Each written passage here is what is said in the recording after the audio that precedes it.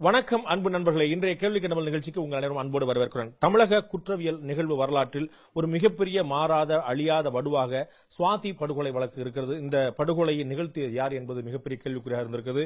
பல்வேறு முடிச்சுகளை அவிழ்க்க காவல்துறை முயற்சித்துக் கொண்டே இருக்க ஒவ்வொரு புதிய முடிச்சாக விழுந்து கொண்டே இருக்கிறது. பிலால் யார், ராம்குமார் யார், இருவரில் யாருக்கு உண்மையான தொடர்பு இருக்கிறது, காவல்துறையுடைய எண்ணம் என்னவா இருக்கிறது, புதிய முடிச்சுகளை அவிழ்க்க அவர்கள் காவல்துறை முயற்சி செய்து கொண்டே இருக்கும்போது புதிய முடிச்சுகளை வழக்கறிஞர்களும் சமூக ஆர்வலர்களும் அரசியல் கட்சி பிரமுகர்களும் கூட ஏற்படுத்திக் கொண்டே இருக்கிறார்கள். உண்மையில் இந்த வழக்கில் என்ன நடந்தது? ராம்குமார் நிரபராதியா, குற்றவாளியா, சந்தேகத்துக்குரியவரா?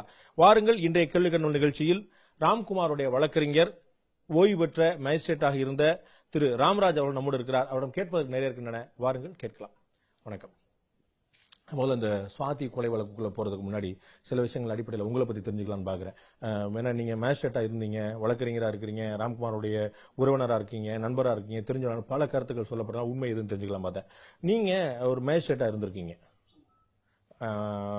எத்தனை வருஷம் சர்வீஸ் இருந்தீங்க? மொத்தத்தில் நான் 1998 முதலில் தேர்வு எழுதி நீதிபதியாக தேர்வு செய்யப்பட்டவர்கள் நான் சிறப்பாக 10வது இடத்திற்குள் தேர்வு பெற்ற நீதிபதிகளில் நான் ஒருவன். முதல் தேர்வு எழுதி இன்டர்வியூ, டைரக்ட் இன்டர்வியூ, ரெக்கமெண்டேஷன் அந்த மாதிரி இல்லாம தேர்வு எழுதி வெற்றி பெற்ற மேஜிஸ்ட்ரேட்ல நானும் ஒரு ஆள். அப்புறம் ஏன் நான் வழக்கறிஞரா இருந்து மேஜிஸ்ட்ரேட் ஆனவங்களை கேள்விப்பட்டிருக்கேன். உங்களை மாதிரி மேஜிஸ்ட்ரேட்டா இருந்து திரும்பி வழக்கறிஞர் நான் ரொம்ப அரிதா பாக்குறேன். என்ன நடந்துச்சு? நீதித்துறையில இன்னைக்கு என்னன்னா, நீதித்துறையில நீதிபதிகளுடைய தன்மையை புறையோடி வச்சுப்பேன். அதாவது இப்ப எனக்கு என்ன அப்படின்னா, நான் உங்கள்கிட்ட கேள்வி, இதை நீங்க கேட்க வேண்டிய கேள்வி நான் இதை நீதித்துறையில கேட்டுக்கிட்டு இருக்கேன். என்ன எதுக்காக வெளியே பத்தினீங்க அப்படிங்கிறது என்னுடைய ஸ்டிக்மா என்னன்னு தான் கேட்டிருக்கேன். காட்டுமன்னார் கோயில், வேதாரண்யம் அதான் வந்துடுறேன் கேட்டு கேள்வி வச்சிருக்கேன். காட்டுமன்னார் கோயில், வேதாரண்யம் உட்பட பல இடங்கள்ல நீங்க மேஜிஸ்ட்ரேட்டா பணிபுரிஞ்சு அங்கிருந்த வழக்கறிஞர்களோடு பல சமயங்கள்ல மோதல் ஏற்பட்டு நீதித்துறையுடைய உயர் நீதிமன்றத்துக்கும் பதிவாளர்களுக்கும் மற்றவங்களுக்கும் உங்களுக்கு நிறைய கடித போக்குவரத்துகள் நிறைய நடந்து உங்களை கட்டாயமாக பணியிலிருந்து ஓய்வு கொடுத்ததாக தகவல். சோ திரு ராமராஜ் அவர்கள் மேஜிஸ்ட்ரேட்டா இருந்து கட்டாய ஓய்வில் அனுப்பப்பட்டவர். கட்டாய ஓய்வு இல்லை. கட்டாய ஓய்வு என்பது என்ன அப்படிங்கிறது முதல்ல சொல்லணும். கட்டாய ஓய்வை பற்றி சொல்லப்படுது ஆர்டிகிள் 310 310 சொல்லுது. என்ன அப்படின்னா, அவர் கட்டாய ஓய்வில் ஒரு ஆளை வீட்டுக்கு அனுப்பினா பணி இந்திய அவங்களுக்கு என்ன, அவங்களுக்கு இந்த இது இவர் தேவையில்லை அப்படிங்கிற அடிப்படையிலும் அவரால் வேலை செய்ய முடியாது அப்படிங்கிற நிலையிலையும் அவர் வீட்டுக்கு அனுப்பணும். அப்படி அனுப்பப்படும் பொழுது அவருக்கு எந்தவித என்கொயரியும் பண்ண வேண்டாம். அனுப்ப முடியும். ஆனால் நான் நீதிபதிகளிலே மேஜிஸ்ட்ரேட்டுகளிலே எனக்கு நிகரா வேலை வைத்த மேஜிஸ்ட்ரேட்டு யாரும் கிடையாதுன்னு நான் சொல்லுவேன். ஏன்னா மொத்தத்தில் 10 பேர் 300 நீதிபதிகள் மேஜிஸ்ட்ரேட்டுகள் இருந்தாங்கன்னா 300 பேர்ல 1லிருந்து 10 வரக்கூடிய அளவுக்கு தான் நான் இருந்தேன். ஏன் வெளியேற்றப்பட்டோம்னா, சப்ளை அண்ட் சர்வீஸ் அப்படின்னாங்க. நீதித்துறையில் மேலதிகாரிகளுக்கு அவர்கள் விருப்பத்திற்கு இணங்க வேலை பார்க்க இயலாத காரணத்தினால் நான் முரண்பட்டேன். நீங்க என்ன சொல்றீங்கன்னா, நீதித்துறை ஒரு மேஜிஸ்ட்ரேட்டா இருந்தவருக்கே அநீதி இழைச்சிருக்குன்னு சொல்றீங்க? கடுமையான நீதி இழைச்சிருக்கு. என்னுடைய வழக்கு நடத்தினது வேற யாரும் இல்ல. அதாவது என்னுடைய வழக்கு நடத்தினது இன்றைக்கு நீதிபதியா இருந்து ஓய்வு பெற்ற திரு கண்ணன் அவர்கள். நேர்மையான நீதிபதினு பேர் வாங்கினவர். ஹரியானாவில் நீதிபதியா இருந்துட்டு இன்னைக்கு ரிட்டையர்ட் ஆகிட்டு ரயில்வேல சேர்மன் போர்டுக்கு போட்டிருக்காங்க. அவர் சிறந்த வழக்கறிஞர். அவரால் ஏன் வெல்ல முடியல? வெல்ல முடியலங்கிறது இல்ல, என் வழக்கே நடத்தப்படல அப்படிங்கிறது தான். வழக்கு நடத்தினா தானே வெல்றதுக்கு. ஐயா, 2 பேரும் சண்டை போட்டா தானே, வாள் எடுத்து வீசினா தானே சண்டையை தீர்மானிக்க முடியும். எனக்கு வாள் வீசுறதுக்கே வாய்ப்பு கொடுக்கல. எந்த எடுத்த உடனே அவர் என்ன சொல்றாருன்னா, மிஸ்டர் முகபாத்தியா, ஜஸ்டிஸ் முகபாத்தியா பேசுறாரு, இவர் மேல உள்ள சார்ஜ் நிறைய இருக்கிற மாதிரி தெரியுது, are you ready to face என்கொயரிங்காரு. அப்போ என்ன செய்யறாருன்னா, Kannan magistrate, Kannan advocate, senior advocate அவர் சொல்றாருன்னா, ஏதாவது பென்ஷன் கிடைக்கும், ஏன் நீங்க அப்படின்னு நான் ரெடி டு பேஸ் என்கொயரின்னு சொல்றேன். என் மீது குற்றச்சாட்டுகள் பொய்யானது நிரூபிக்க தயாரா இருக்கேன், என் மீது குற்றச்சாட்டுகள் வினையட்டும், நான் அதை பேஸ் பண்ண தயாரா இருக்கேன்னு சொல்றேன். அப்போ அவர் சொன்னாருன்னா ரெடி டு பேஸ் என்கொயரின்னு சொல்றாரு. இதுதான் எனக்கு நடந்த வாதம். இதுவரைக்கும் உயர் நீதிமன்றத்தில் நடந்த வாதமும் இந்த ஒரு வார்த்தை தான். உச்ச நீதிமன்றத்தில் இப்ப இருக்காரு கேரளா கவர்னரா இருக்கக்கூடிய சதாசிவம், அவர் இவர் மாதிரி ஆளெல்லாம் நீதித்துறைக்கு லாய்க்கலன்னு தடப்படன்னு துள்ளியிருக்காரு. ஏன்னா எனக்கு என்னன்னே தெரியாது. ஏன்னா நான் போல ஒரே ஒரு ஆர்டர் டிஸ்மிஸ்டு. அதாவது எனக்கு கொடுக்கப்பட்டது பொருளாதார மரண தண்டனை. எனக்கு கொடுக்கப்பட்டது கட்டாய ஓய்வு அல்ல. இதுவரைக்கும் எந்தவித பெனிஃபிட்டும் கூட எனக்கு கிடையாது. உயர் நீதிமன்றத்தில் இருக்கக்கூடிய நீதிபதிகள், உச்ச நீதிமன்றத்தில் இருந்த நீதிபதிகள், தலைமை நீதிபதியா இருந்தவர், இவங்களுக்கு எல்லாம் சட்டம் தெரியல. அவங்க கண்ணை மூடிட்டு தீர்ப்பு சொல்றாங்க. சட்டம் தெரியலங்கிறத விட ஒருவர் பின்னால எப்படி வந்து ஒரு மனிதன் பின்னால ஒரு வர்க்கம் ஒளிந்திருக்கிறதோ அது முன்னால இங்க இருக்கக்கூடிய நீதிபதிகள் ஒவ்வொரு பின்னாலும் அவருடைய ஜாதி ஒளிந்திருக்கிறதுங்கிறது தான் முக்கியம். இல்ல, உங்கள் மேல சார்ஜஸ் இருக்கு, அலிகேஷன் இருக்கு, நடத்துங்க. உடனே நீங்க ஜாதியை கொண்டு வந்தா இதுல என்ன நியாயம்? அது இல்ல, அப்படி சொல்லிருந்தா நான் சந்தோஷப்படும். என் மேல வந்து சார்ஜ் கொண்டு வந்திருக்கணும், விசாரணை நடத்திருக்கணும். என் மேல குற்றச்சாட்டு இருந்தது நான் வந்து இன்னைக்கும் தீர்மானமா எனக்கு தூக்கு தண்டனை விடுங்க தான் கேட்கிறேன். என்கிட்ட நான் நீதிமன்றத்தில் கேட்கக்கூடிய கேள்வி என்னன்னா, நான் என் மீது விசாரணை நடத்தி எனக்கு தண்டனை அளியுங்கள். ஏன் எனக்கு விசாரணை நடத்த மறுக்கிறீர்கள்? விசாரணை நடத்தினா நீதித்துறையினுடைய மாண்பு சந்திச்சிருக்கும். நீதித்துறை வந்து அந்த மாதிரி இருக்கு. நீதிபதிக்கு விசாரணை, நீதிபதிக்கு இல்ல, ஒடுக்க தாழ்த்தப்பட்ட சமூகம், அதாவது பட்டியல் ஜாதியான நீதிபதிக்கு தான் இந்த பிரச்சனை. அப்படி பார்க்கணும். ஆமா, நீங்க வந்து மற்றவர்களுக்கு நீதி கிடைக்கல, அவர்களுக்கு இந்த சார்பு. நீங்க வந்து நீதிங்கிறதே வந்து இப்ப நீதிமன்றத்தில் நீங்க நீதி தேடி போனீங்கன்னா உங்களுடைய பணபலம் எவ்வளவு? நீதிமன்றத்தில் நீதி தேடி போக கூடாது, ஜாதி தேடி தான் போகணும். ஜாதி தேடி போகாதங்க. நீதி உங்களுக்கு வந்து பணபலம் இருந்துச்சுன்னா நீங்க உங்களுக்கு வெற்றி கிடைக்கும். பணபலம் இல்லைன்னா உங்களுக்கு எதுவுமே கிடைக்காது. நீங்க எடுத்து சொல்லுங்க, எந்த நீதிபதியாவது சட்டம் தெரிந்த நீதிபதி இருக்காருன்னு சொல்லுங்க. இன்னைக்கு வந்து நீதிபதிகள் யாருமே தமிழ்நாட்டில் சட்டம் தெரிஞ்ச நீதிபதி சட்டம் தெரிந்திருந்தாலும் அவர்கள் ஜாதியின் பின்புலத்தில் தான் இருக்காங்க. இன்னைக்கு இதே வழக்கில் ராம்குமார் வழக்கில் எடுத்துக்கோங்க. அதுக்கப்புறம் நான் பின்னாடி உங்களுக்கு நான் வந்து அதுக்கு முன்னாடி படிப்படியா வந்தாதான் சரியா புரியும். சோ ஓகே, நீதித்துறை மூலம் முழுமையான அவநம்பிக்கையோடு நீங்க இருக்கிறீங்க. நான் இல்ல, இந்த நாட்டினுடைய ஜனநாயகத்தை சீர்குலைக்கக்கூடிய அமைப்பாக இன்று நீதித்துறை போய்கிட்டு இருக்கு. மூளையே கெட்டு போயிருக்கு. யார் சொல்றா? இன்னைக்கு நான் சொல்றேன், ராமராஜாவை நான் சொல்றேன். ஏன் சொல்றேன்னா, என்னோட ஸ்டேட்மெண்ட் இல்ல, நீங்களே இன்னைக்கு வந்து அதை பார்க்க போறீங்க. எனக்கு நீதித்துறை மேல மிகப்பெரிய நம்பிக்கை இருக்கு. நான் வந்து இன்னைக்கு பார்க்கக்கூடிய ஆயிரக்கணக்கான லட்சக்கணக்கான வழக்குகள் அவளுக்கு இருக்கக்கூடிய பணிச்சுமைக்கு இடையில அவர்கள் வழங்கக்கூடிய தீர்ப்பு. பணிச்சுமைங்கனே பேசாதங்க. பணிச்சுமைங்கிறது இல்ல, ஆமா சும்மா தான் உட்கார்ந்துருக்காங்க. நீங்க வந்து பணிச்சுமை என்றே பேசாதங்க. இந்த இவங்க சொல்றாங்கல்ல பணிச்சுமைங்கிறது, சட்டம் தெரிந்த நேர்மையாக வழக்கை விசாரணை செய்யக்கூடிய நீதிபதிகளா இருந்தா 20 நீதிபதி போதும், 60 நீதிபதி தேவையில்லை. Okay, right. இதை விட்டுருவோம். உங்களுக்கும் ராம்குமாருக்கும் என்ன தொடர்பு? ராம்குமார் உங்களுடைய உறவினரா, தெரிந்த குடும்பத்தை சேர்ந்தவரா, பக்கத்து ஊரா, பரிச்சயமே கிடையாதா? ராம்குமார் முதலில் பரிச்சயமே கிடையாது. ராம்குமாரை பற்றி முதலில் எனக்கு பரிச்சயமே கிடையாது. இந்த வழக்கில் முதல்ல வந்து தவறுகள் நடக்கு அப்படின்னு தெரிஞ்ச உடனே தான் எங்களுடைய முற்போக்கு வழக்கறிஞர் சங்கம் இந்த வழக்கில் நாம் தலையிட வேண்டும் என்று முடிவு செய்த உடனே நான் அந்த ஏரியாவை சேர்ந்தவன் விசாரித்து தெரிஞ்சதில்ல. அதுக்கு பிறகுதான் அவர் வந்து எனக்கு தொடர்புடையவர், என்னுடைய சமூகத்தை சேர்ந்தவர் தெரிஞ்சதுனால நீங்க இந்த வழக்கை நம்ம எடுத்துக்கிறோம் வாங்கன்னு சொல்லி மக்கள் வந்து என்னை முற்போக்கு வழக்கறிஞர் தேர்ந்தெடுத்தாங்க. அவரை ராம்குமார கஸ்டடியில போலீஸ் காவல்ல எடுக்க கூடாதுன்னு சொல்லி போடும்போது நீங்க ஏதாவது அதில் அபிடவிட் தாக்கல் பண்ணீங்களா? இல்ல, ஆமா, போலீஸ் காவல் எடுக்க கூடாதுன்னு போடையில வந்து நான் வந்து அவருடைய, அதாவது இப்ப வழக்கறிஞர் போராட்டம் இருக்கிறதுனால நீங்க அதில் அபிடவிட் தாக்கல் பண்ணிருக்கீங்க. அதுல நீங்க உறவினர்னு சொல்லிருக்கீங்களா? உறவினர் சொல்லிருக்கேன். எனக்கு தெரிஞ்ச இப்ப நீங்க சொன்னது உறவினரே இல்லன்னு என்கிட்ட சொல்றீங்க. உறவினர் இல்லன்னு நான் இப்ப சொல்லி உங்ககிட்ட இப்ப சொன்னீங்க. முதல்ல பரிச்சை இல்ல. உறவினர் எப்படி 4 நாள் கழிச்சு உறவினர் ஆக முடியுமா? 4 நாள் கழிச்சு இல்லைங்க. இப்ப நாங்க வந்து நான் கிளியர் பண்ணிக்கிறேன். நீங்க முதல்ல என்கிட்ட இந்த பேட்ல இப்ப சொன்னீங்க, அவர் எங்களுக்கு நான் வந்து உறவினரா, நண்பரா, பரிச்சயமானவரா, சம்பந்தமே கிடையாதா, ஊர்க்காரரா, எல்லாமே கேக்குறேன். நீங்க என்ன சொல்றீங்க? அவர் வந்து எனக்கு பரிச்சயமே கிடையாது. நான் சொன்ன கேள்வி பரிச்சயமே கிடையாது. பிறகு இல்ல, பரிச்சயமே கிடையாது. திரும்பி விசாரித்து தெரிந்ததில் அவர் எனக்கு உறவுக்காரரா இருக்கு. எங்களுடைய சமுதாயத்தை சேர்ந்த உறவுக்காரர். எந்த ஊருக்கும் அவங்க ஊருக்கும் சம்மந்த வழி இருக்கு. எப்படின்னா என்னுடைய மருமகன் வந்து அவங்க வீட்டுக்கு மேல வீட்டுல தான் பொண்ணு கட்டிருக்காரு. அதுக்கு பிறகு அவருக்கு என்ன தெரியும்? மருமகன் வந்து மேல் வீட்டுல பொண்ணு கட்டினா உறவுக்காரர் ஆயிடுவாங்களா? ஆமா, ஆரம்பிட்டாங்களா? புரியல. மேல் வீட்டுல மாடி வீட்டுல பொண்ணு, மாடி வீட்டுல இல்ல, எங்களுக்கு மாடியே கிடையாது. நீங்க வந்து நகரத்தை மட்டுமே பேசிட்டு இல்ல, தெரியாது. சமூக அமைப்புல அதாவது என்ன செய்யறாங்கன்னா அவர் வீட்டுக்கு விட பக்கத்து வீட்டுல, மேற்கு பக்கத்துல, உங்க வீட்டுக்கு பக்கத்து வீட்டுல கல்யாணம் முடிச்சா எப்படிங்க உறவா? எப்படி உறவா இருக்க முடியும்? பக்கத்து உள்ள கல்யாணம் முடிச்ச உறவு, சித்தப்பா பொண்ணு, மாமா பொண்ணு, அத்தை பொண்ணு, அத்தை பையன், தெரிஞ்சவன, மருமகன. என் மருமகன் அந்த வீட்டுல கல்யாணம் முடிச்சிருக்காரு. என் மருமகன் அந்த வீட்டுக்கு பக்கத்துல கல்யாணம் முடிச்சிருக்காரு. பக்கத்து வீட்டுக்காரரு அவருக்கு உறவினர், அப்ப அவர் எனக்கு உறவினர்.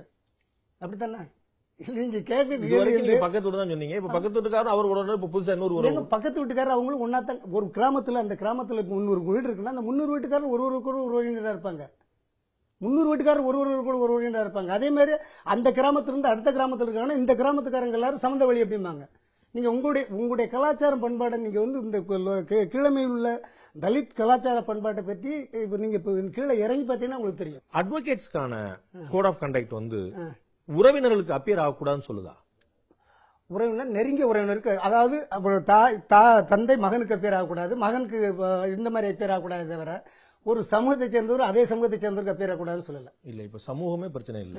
நான் கேட்கறது ராம்குமார் உங்களுக்கு உறவினரா இல்லையா? உறவினர் தான். உறவினர். ஆனா உறவினர் அப்படிங்கிறவரு அவர் ஒரு கேஸ்ல சம்பந்தப்பட்ட உறவினருக்கு ஒரு வக்கீலா ஆஜராக கூடாது அப்படிங்கிறது அட்வொகேட்ஸ்க்கான கான்ட்ராக்ட் ரூல்ஸ்ல இருக்குதா? அப்படி உறவினருங்கிறது நீங்க சொல்ற உறவினர் வேற, நான் சொல்ற உறவினர் வேற.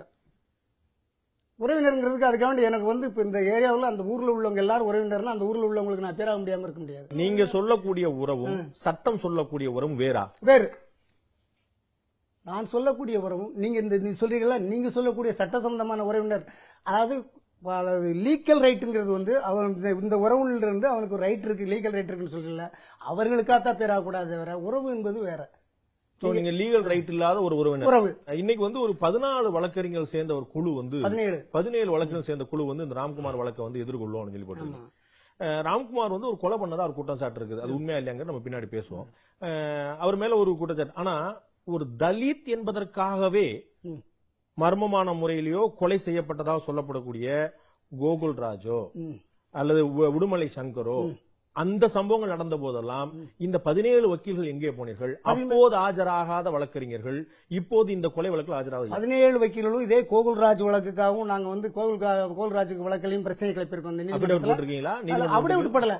இதே கோகுல்ராஜ் வழக்குல இந்த சங்கர் கொலை வழக்குல இதே நம்ம இவர் எப்படி ஐடென்டிபிகேஷன் நடக்கலாம், ஜட்டியோட நிற்கலாம், இதே முற்போக்கு வழக்கறிஞர் சங்கம் நீதிமன்றத்திற்கு எதிராக ஆர்ப்பாட்டமே பண்ணணும். இல்ல நீங்க ஆர்ப்பாட்டம் பண்றது உங்களுடைய உரிமை. நீங்க மட்டும் இல்ல, திருமாவளவன் பண்றாரு, கிருஷ்ணசாமி பண்றாரு. அதுக்காக நான் கொலகாரனுக்கு போய் பெற முடியுமா? நீங்க என்ன செய்யணும்? கோகுல்ராஜுக்கு நம்ம ராம்குமார் கொலை பண்ண மாதிரி நீங்க பேசுறீங்க. நான் இல்ல சொல்லி நீங்க இப்ப என்ன சொல்றீங்க? கொலகாரனுக்கு ஏன் ஆஜராகலன்னு கேட்கீங்க. நான் கேட்கறது வேற. கொலை குற்றம் சாட்டப்பட்டிருக்கு. நீங்க கேட்டா வேற, நான் கேட்ட நான் சொன்ன வேற. போட்ட வார்த்தை ரெக்கார்ட் ஆயிட்டு இருக்கு. நீங்க திரும்ப டைசில் பார்க்கலாம். நம்ம ரெக்கார்டிங் எல்லாம் பேசிட்டு நம்ம தனியா பேசல.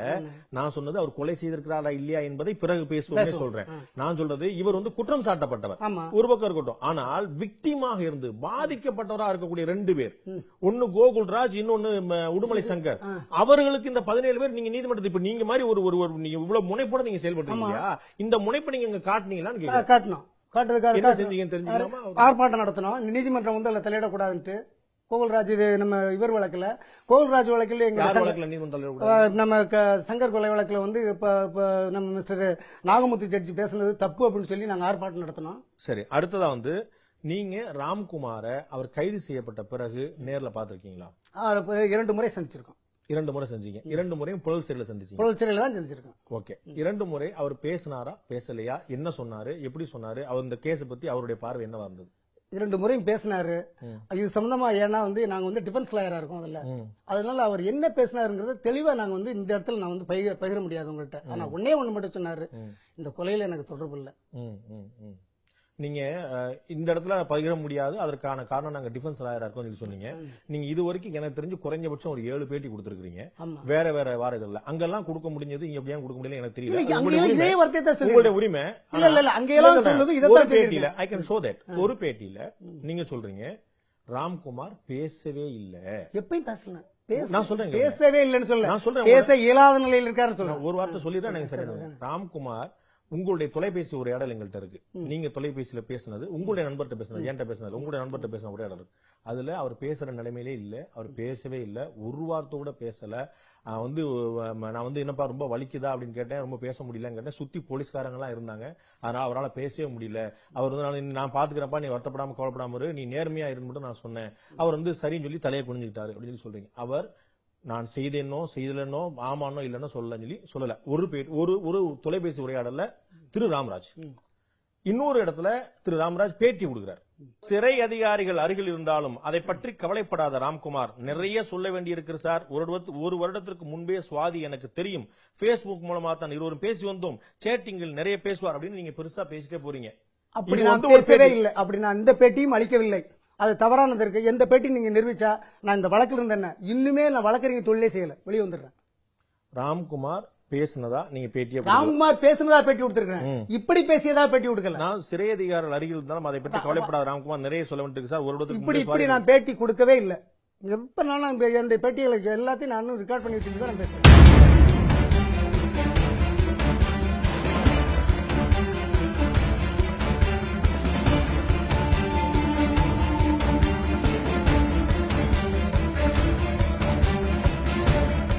ராம்குமாரிடம் 2 தடவை சந்திச்சிருக்கிறேன். 2 முறையும் முதல் முறை சந்திக்கல நான் மட்டும் பேசினேன். 3வது முறை எங்கள் குழுவே சந்திச்சது. நீங்க சந்திக்கல? எங்க நான் சந்திக்கல. இப்ப எப்படி குழுவே சந்தித்தது? 2 முறை சந்தித்தோம். அதுல ஒரு முறை எங்கள் குழுவாக சந்தித்தோம், ஒரு முறை நான் மட்டும் சந்தித்தேன். ஒரு முறை முதல்ல நான் சந்திச்ச வகையில்தான் அவங்க வந்து எனக்கு வந்து சுத்தி இந்த பாதுகாப்பா நின்றுகிட்டு பேச விடாத நிலையில் இருந்தாங்க. அப்ப வந்து இதுல வந்து ராம்குமார் வந்து எனக்கு தொடர்புலன்னு சொன்னாரு. அதுக்கடுத்து தான் நான் வெளியே வந்து முதல்ல அது தந்தி டிவிக்கு தான் பேட்டி கொடுக்குறேன். முதல் டிவி. அப்பதான் வந்து இல்ல அவர் பேச இயலாத நிலையில் இருக்கிறார். பேச இயலாத பேசவே இல்லை என்பது வேறு, பேச இயலாத நிலை என்பது வேறு, பேசவே இல்லை என்பது வேறு. ஒரு முரண் இருக்கதை நான் சொல்றேன், அதை நான் காட்டுவேன். ஒண்ணு, ராம்குமார் பேசக்கூடிய நிலைமையிலேயே இல்ல, பேசக்கூடிய நிலையில் இல்லை. ஒரு தொலைபேசி உரையாடல்ல நீங்க சொல்றீங்க, உங்களுடைய நண்பர்கிட்ட சொல்றீங்க, வேற எங்கேயும் சொல்ல உங்க நண்பர் சொல்றீங்க, அவர் தான் இது வந்து பேஸ்புக்ல பூரா சுத்த விட்டுருக்காரு அந்த உரையாடல். உங்களுடைய உரையாடல அவர் பேசவே இல்லப்பா, ஒரு வார்த்தையோட பேசலப்பா, வாயே திறக்கலப்பா, சொல்லவே இல்லப்பா. நான் வந்து கடைசியில நான் கரெக்டா இருப்பா, ஒன்னும் பயப்படா, நாங்கெல்லாம் இருக்கோம், நேர்மையா மட்டும் இருப்போம், நம்ம வந்து இருப்போம். இந்த உரையாடல் நம்ம அது நானும் இருந்தா கூட வந்து அது வந்து தவறாக பேசிருப்பதற்கு ஏதாவது பண்ணிருப்பாங்க. உங்களுடைய நண்பர் என்னுடைய நண்பருக்கு அப்படி பண்ணிருந்தா என்னுடைய நண்பரா இருக்க முடியாது. அப்படி பேசியிருந்தா அவர் எப்படி என்னுடைய நண்பரா இருக்க முடியும்? ஓகே, அதை நான் காட்டுறேன். இன்னொரு நான் வந்து தனியா எந்த முடியுமே எடுக்கல. முதலாவது தெரிஞ்சுக்கங்க, ஒரு குழுவா பேசுறோம், பேசிட்டு தான் நம்ம பேசுறோம். 2வது அதனாலதான் முதல் நாள் பேசி வந்த உடனே 2வது கோயில வந்து குழுவா தான் போய் பார்த்து வரோம். குழுவா பார்த்து அந்த இதுலயும் கூட பேட்டி கொடுக்கறது வந்து ரவீந்திரன் மாஸ்டர் தான் கொடுக்காரு, நான் கூட கொடுக்கல. நீங்க பொது பேட்டி நீங்க எதுவும் கொடுக்கல, தந்தி டிவிக்கு தான் முதல் பேட்டி கொடுக்குறீங்க. வெளியில வந்து நீங்க குழுவா வந்து பாக்கும்போது தந்தி டிவிக்கு எது கொடுக்குறோம்னா உங்களுக்கு கூட அந்த வருத்தம் இருக்கணும். இல்ல இவர் ஏன் வந்து கிருஷ்ணமூர்த்தியை மாத்திட்டாங்க அப்படிங்கிற வருத்தம் கூட உங்களுக்கு இருக்கணும். நீங்க மாத்தல, அவரே ஓடி போயிட்டு அவருங்க வந்துட்டோம், நாங்க மாத்தணும். அது இது வேறையா? கிருஷ்ணமூர்த்தி வந்து இவர் கூட உட்கார்றாரு, யாரு எச் ராஜா கூட உட்கார்றாரு முன்னாடி. ஆமா, இந்த வழக்கு அவர் ஆஜராக என்றார், பெயில் பெட்டிஷன் போறாரு. பெயில் பெட்டிஷன் இல்ல, இவரை இந்த வழக்கில் கொலை குற்றவாளியை கைது செய்து அவருக்கு கடுமையான தண்டனை வாங்கி கொடுப்பதற்கு நாம் வந்து இது பண்ணணும்னு பேசுறாரு. அதுக்கடுத்து ராம்குமார் அரஸ்ட் ஆன உடனே ராம்குமாருக்கு 3வது நாள் ஒரு பெயில் பெட்டிஷன் போடுறாரு. அவருடைய மனைவி வந்து இன்டர்னர் போடுறாங்க. என்ன வேடிக்கைன்னு நீங்க பாக்கணும். ஏன் நீங்க முதல் நாள் ராம்குமாருக்கு தண்டனை வாங்கி கொடுக்கணும்னு பேசினவர் ராம்குமாருக்கு ஆஜராக போறீங்க? அவருக்கு ஒரு உள்நோக்கம் இருக்கலாங்கிற ஒரு சந்தேகம் இருக்குது. அதை பத்தி நம்ம விசாரிப்போம். இன்னொரு தொலைக்காட்சி பேட்டியில நீங்க சொல்றீங்க ராம்குமார் தான் வந்து குற்றவாளி, நான் அதை வந்து செஞ்சார், அதை நான் மறுக்கலன்னு சொல்லி சொல்றீங்க. மறுநாளே நீங்க சொல்றீங்க அப்படி நான் நேற்று சொன்னேன், இன்னைக்கு நான் சொல்லல அப்படின்னு சொல்லி. இல்ல எந்த பேட்டிலையும் நான் அப்படி பேசல. ராம்குமாருக்கு இல்ல, இப்ப ராம்குமார் குற்றவாளியா இருந்தா கூட நம்ம விடக்கூடாது. இதுல கண்டிப்பா வந்து இதுல வந்து நம்ம வந்து இறங்கி வேலை செய்யணும் அப்படின்னு சொல்லி நம்ம நண்பர்கள்ட்ட பேசியிருக்கோம். ராம்குமார் ஏன்னா நாங்க சுவாதியை பொறுத்தவரையில ஒரு அபரிதமான மதிப்பீடு வைக்கும். ஏன் மதிப்பீடு வைக்கும்னா, சுவாதி கொலை வழக்கு வந்து சும்மா அனாதையா பேரக்கூடாது. ஏன்னா தன்னுடைய காதலுக்காக வேண்டிய மதத்தை திறந்திருக்கா, ஜாதியை திறந்திருக்கா. அப்படிப்பட்ட ஒரு பெண் வந்து நிச்சயமா வந்து எப்ப திறந்தாங்க, இன்னைக்கு வெளியே தெரியுற வயசுல எப்ப திறந்தாங்கிறதுல அதான் சொல்றாங்க. இல்ல அவங்க ஜாதி மாறினாங்க, மதம் மாறினாங்கன்னு எப்ப சொல்றீங்க? எதை சொல்றீங்க? எதை சொல்றாங்கன்னா நோம்பு இருக்காங்க. யார் சொன்னாங்க? யாரு? எங்க இன்னைக்கு ஊடகத்தின் மூலமா திருமாவளவன் எல்லாம் பேசியிருக்காரு. திருமாவளவன் பேசியிருக்காரு, சட்டமாவோ ஃபேக்டா இருக்கணுங்கிற அவசியம் இல்ல. அவர் வந்து ஒரு அரசியல் ரீதியான கருத்தோட சொல்லலாம். அவர் சொல்லக்கூடிய வார்த்தை நோன்பு இருந்ததாக சொல்லப்படுகிறது. ராம்குமாருடைய வழக்குல எனக்கு வந்து 100 வாய்ப்புகள் இருந்துச்சு. பிலால்கிட்ட பேசலாம், கிருஷ்ணமூர்த்தி பேசலாம், பரமசிவன் ராம்குமாரோட அப்பாட்ட பேசலாம், 100 பேர்ட்ட பேசிருக்கலாம். நான் ஏன் திரு ராமராஜ் பேசுறேன்னா, அவர் சட்டம் தெரிந்தவர் அப்படிங்கிற ஒரு காரணத்துக்காக தான், அவர் சட்டப்படி பேசக்கூடியவருக்காக தான் கூப்பிடுறேன். ஒரு உணர்ச்சி பசப்பட மாட்டாரு. அப்ப நீங்க வந்து திருமாவளவன் வந்து சொன்னாரு, என்ன சொன்னாரு? நோன்பு இருந்தா சொன்னாரு, எப்படி சொன்னாரு என்று கூறப்படுகிறதுன்னு சொன்னாரு. What is this? சோ கூறப்படுகிறது, தெரிய வருகிறது, சொல்லப்படுகிறது, பேசப்படுகிறதா வச்சுட்டு நீங்க வந்து வழக்கு நடத்துவீங்களா? ஆமா, அப்படித்தான் வழக்கு நடத்த முடியும். வேற எப்படி வழக்கு நடத்துவீங்க? சாட்சியங்கன்னா நேர்ல பாத்துருக்கணும், கேள்விப்பட்டிருக்கணும், கண்ணுல போய் எழுதி இருக்கணும், டாக்குமெண்ட் இருக்கணும், ஏதாவது ஒண்ணு ஐ விட்னஸா இருக்கணும். இப்ப திருமாவளவன் அவர்கள் சாட்சியமா வருவாரா? உங்களுடைய கணக்குல திருமாவளவன் சாட்சியமா வருவாரா? சாட்சியமா இல்ல, சாட்சியமா கூப்பிட நினைச்சாலும் சாட்சியமா கூப்பிடலாம். அவர் கட்டாயம் கூப்பிடணும். அவர் சாட்சி இல்ல, எப்படி எதை வச்சு சொன்னாருன்னா அவர் சொல்றாரு, அப்படி மீடியால பேசுறாங்கன்னு திரும்ப சொல்றாரு. அப்படி சொல்ல மாட்டாரு.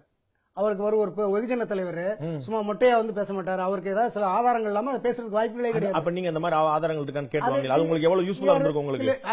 அதை நாங்க இப்ப சொல்லணும். இல்ல வாங்குறீங்களா, அதையே இப்ப சொல்லணும். அதான் எவிடன்ஸ் எங்களுக்கு.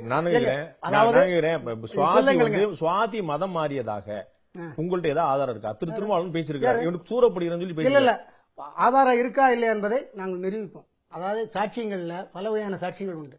இது சூழ்நிலை சாட்சியங்கள். இந்த சூழ்நிலை சாட்சியங்கள்லாம் எப்படி இருக்கு? சர்க்கம்ஸ்டன்ஷியல் எவிடன்ஸ்ங்கிறது இதுதான் சர்க்கம்ஸ்டன்ஷியல் எவிடன்ஸ்.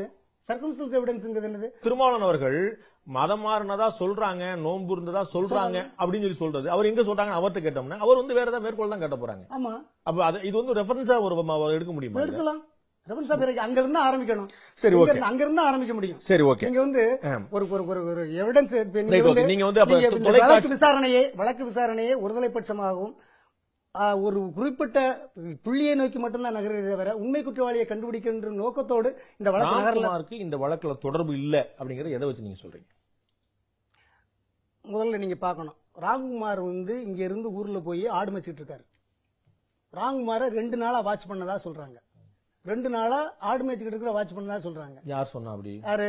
இங்க காவல்துறையினர் எங்க சொல்லிருக்காங்க? நிறைய இடத்துல நீங்க வந்து ரிக்கார்டிக்கலாம் இங்க இருந்து மெட்ராஸ் போன டீம் சொல்றாங்க. 2 நாளா கமிஷனருடைய பிரஸ் மீட் இருக்கு, அவர்கள் கொடுத்த செய்தி அறிக்கை இதுதான். 2 ரெக்கார்டிக்கலாம் நீங்க பயன்படுத்தின வார்த்தை ஆதாரப்பூர்வமாக 2 விஷயங்கள் நம்ம முன் இருக்கின்றன. ஒன்று, சென்னை காவல்துறை ஆணையர் திரு டி கே ராஜேந்திரன் அவர்கள் கொடுத்த பத்திரிகையாளர் சந்திப்பு. 2வது அவர்கள் கொடுத்த பத்திரிகையாளர் குறிப்பு. இந்த 2 இருக்குதா? இவர் அதுக்கு முன்னாலே போயிருந்தாங்க. இங்க இருந்து ஒரு டீம் போதுல்ல. இல்லங்க, அப்படின்னு யார் சொன்னான்னு கேக்குறேங்க. அவர்களை 2 நாட்கள் கண்காணித்தார்கள் யார் சொன்னா? அந்த கைது செய்யப்படும் போது 2 நாள் கண்காணித்து தான் கைது செய்தோம் அப்படிங்கிறது பத்திரிகை செய்தி தான் எல்லாமே. திரும்பவும் பத்திரிகை செய்தின்னு சொல்றீங்க. பத்திரிகை செய்தி வச்சு ஒரு வழக்கு நடத்த முடியுமா? ஒரு அவதூறு வழக்கு நடத்தலாங்க. பத்திரிகை செய்தி ஒரு கிரிமினல் கேஸ் நடத்த முடியுமா? 2 நாள் சர்வேலன்ஸ்ல இருந்தாரு அப்படிங்கறத யார் நிறுவனம் பண்ணிருக்கா, யார் சொல்றாரு? இப்ப இந்த 2 நாள் சர்வேலன்ஸ் இல்லன்னு சொல்றீங்களா? எனக்கு தெரியாதுங்க. நீங்க ஏதோ சொல்றீங்க, நான் சொல்லலங்க. சொல்றது நீங்க ஏதோ சொல்றீங்க தெரிஞ்சுக்கிறேன். நாங்க ஏதோ சொல்றோம்னு நாங்க வந்து அதை ப்ரூவ் பண்றோம், நிரூபிக்கிறோம். சரி, ஓகே. அடுத்து ஏன்னா நீங்க வந்து அந்த தடயத்தை அழிக்கிறதுக்கான முயற்சி ஈடுபடுறீங்கன்னு சந்தேகம் இருக்கு எனக்கு. இல்ல எனக்கு என்ன சம்பந்தம் கேட்க கூடாது. கேள்வி 2 நாளா ஒருத்தன் வந்து போய் ஊருக்கு போறான், ஊர்ல இங்க தங்கி இருக்கிறான். திடீர்னு போலீஸே என்ன செய்யுதுன்னா நைட்ல போய் கழுத்து எடுத்து வச்சுக்கிட்டு அவனுக்கு வாங்க இதுதான் முத்துக்குமார் வீடான்னு கேக்குறாங்க. வாங்க உங்க பையனை வந்து பாருங்க. என் பேர் முத்துக்குமார் கிடையாது, என் பையன் ராம்குமார் ஒரு ஃபாதர். அவங்க அப்பா ஸ்டேட்மெண்ட் சொல்லிருக்காரு. அவர் ஸ்டேட்மெண்ட் சொல்றாரு. திடீர்னு பார்த்தா அதுக்கு பிறகு கழுத்தறுத்து கீழே பாருங்க, அது தூக்கிட்டு ஓடிடுறாங்க. கழுத்தறுத்து வந்து போலீஸ்காரங்க தான் அறுக்க முடியும். போலீஸ்காரங்க நீங்க அறுக்க முடியாது சொல்ல முடியுமா? நான் நிச்சயம் அறுக்க முடியும். போலீஸ்கார தான் அறுக்க முடியும். என்னோட கேள்வி என்னன்னா, போலீஸ்காரங்க ராம்குமாரோட கழுத்து அறுத்துட்டாங்கன்னு அவருடைய தகப்பனார் பரமசிவன் சொல்றாரு, நீங்களும் குற்றம் சாட்டுறீங்க. இப்ப ராம்குமார் அந்த மீனாட்சிபுரத்துல இருந்து திருநெல்வேலியில அரசு மருத்துவமனை அனுமதிக்கப்படுற வரைக்கும் ராம்குமார் தனியா பயணம் பண்ணாரா? அவர் கூட அவங்க அப்பா அம்மா இருந்தாங்களா? அவங்க அப்பா அம்மா இல்ல, யாரும் இல்ல. அவங்க அப்பா அம்மா அவர் கூட இருந்தாருன்னு அவரே சொல்லியிருக்காரு. யாரு? பரமசிவன் அவர்கள் சொல்லியிருக்காரு. பரமசிவத்தை விட்டுட்டு போயிருந்தாங்க. பரமசிவத்தையும் அவருடைய தாயையும் 2 பேரையும் கூட்டுட்டு தாயையும் தங்கையும் வேற வண்டியில ஏத்திட்டு போறாங்க. தாயும் 2 தங்கைகளையும் வேற வண்டியில ஏற்றிட்டு போறாங்க. பரமசிவத்தை விட்டுட்டு போயிருந்தாங்க. பரமசிவம் வேற வண்டியில இருந்துச்சு போறாரு. அவ கூட போறது வந்து அவங்க மட்டும் பாலமுருகன் இன்ஸ்பெக்டர் தான் தூக்கிட்டு போறாரு. ஒன்னு சொல்லுங்க, பாலமுருகன் இன்ஸ்பெக்டர் தான் பண்ணாரு. அவர் தான் கூட்டு போறாரு. வாய்ப்பு இருக்கு. அவர் தான் கூட்டு போறாரு. அவர் கழுத்தறுத்தாருங்கிறது அவர் தான் கழுத்தறதுக்கு வாய்ப்பு இருக்கு. அவர் தலைமையில் கழுத்தறதுக்கு. ஏன்னா செங்கோட்டை லிமிட்ல உள்ளது மீனாட்சிபுரம் கிராமம். செங்கோட்டை இன்ஸ்பெக்டர் பிரதாபன் வந்து ஒரு கொஞ்சம் ஆனஸ்ட் ஆபீசர் இருக்குல்ல, போலீஸ் ஆபீசர்ல. அதுக்கடுத்து கூட இங்க புளியரை கூப்பிடலாம், 5 கிலோமீட்டர்ல இருக்கு. அல்லனா அச்சம்புதூர் 3 கிலோமீட்டர் இருக்கு, கூப்பிடலாம். இதெல்லாம் தாண்டி 10 கிலோமீட்டர் தாண்டி இருக்கக்கூடிய பாலமுருகனை சூஸ் பண்ணதுக்கு காரணம் என்ன? இந்த கேள்வி எங்களுக்கு எழுப்பல. அப்ப நீங்க அதான் விட சொல்லணும். இல்ல, அவர் ஏன் சூஸ் பண்ணீங்க அப்படிங்கறதும் அவர் தான் கழுத்தறுத்தாருங்கிறது வேறு கேள்வி. ஏன் தேர்ந்தெடுத்தாங்க அவங்க பேசுவாங்க, அவங்க சொல்லுவாங்க, எனக்கு தெரியாது. நான் கேக்குறது கழுத்தை அறுத்தது காவல்துறை நீங்க சொல்றீங்க இல்லையா, அதற்கான ஆதாரம் என்ன நான் கேக்குறேன். வேற ஒண்ணும் இல்ல. அந்த முடிவுக்கு எப்படி வர்றீங்க? எப்படி முடிவுக்கு வரேன்னா, நான் வந்து மெடிக்கல் ஸ்டூடெண்ட்ஸ்ல நாங்களும் படிச்சிருக்கோம் மெடிக்கல் ஸ்டூடெண்ட்ஸ். ரெண்டாவது நான் இந்த மாதிரியான பல வழக்குகளை நான் இது பண்ணி கமிட் பண்ணி விட்டுருக்கேன். ஒரு மனிதன் வந்து இவ்வளவு ஈவு வடிவில் அவனால் தன் இயல்பாக கழுத்தை அறுக்க இயலாது. ஏன்னா இங்க அறுத்து முடிச்ச உடனே, அப்படி ஆழாங்க முடிச்ச உடனே ஆட்டோமேட்டிக்கா அவனுக்கு வந்து மயக்கம் வரும், இல்ல அப்படின்னா வலி வேணும் விட்டுருவான். அல்லது 2வது பிளேடால் இருக்கும் போது அந்த பிளேடுடைய ஒரு பகுதி இந்த அழுத்தம் ஏற்படும் போது அடுத்த பகுதி அவனுடைய இந்த பகுதியும் காயத்தை ஏற்படுத்தும். இந்த காயங்கள் ஏற்படல. இந்த காயங்கள் இல்லாத பட்சத்துல அந்த பிளேடால இப்படி இருக்காம அந்த காயங்களும் கொஞ்சம் குறையா இருந்ததுனால கண்டிப்பாக இதுல வந்து எக்ஸ்பர்ட்டான ஒரு ஆளு தான் அவரை பிடிச்சு வச்சுக்கிட்டு மயக்க நிலையை ஆக்கி வச்சுக்கிட்டு கழுத்தறுத்திருக்கும். அழுத்தறுத்து அவன் பேச முடியாத நிலையிலேயே 2 நாளைக்கு பேச முடியாதுன்னு சொல்றாங்க. எப்படி பாருங்க, பேச முடியாத நிலையில எப்படி வந்து இங்க இருந்து ஆய்வாளர், இங்க இருந்து கமிஷனர் வந்து நாங்கள் குறை குற்றவாளிகளை கண்டுபிடித்து விட்டோம், ராம்குமார் மட்டும்தான் குற்றவாளின்னு எப்படி முடிவுக்கு வந்தாரு?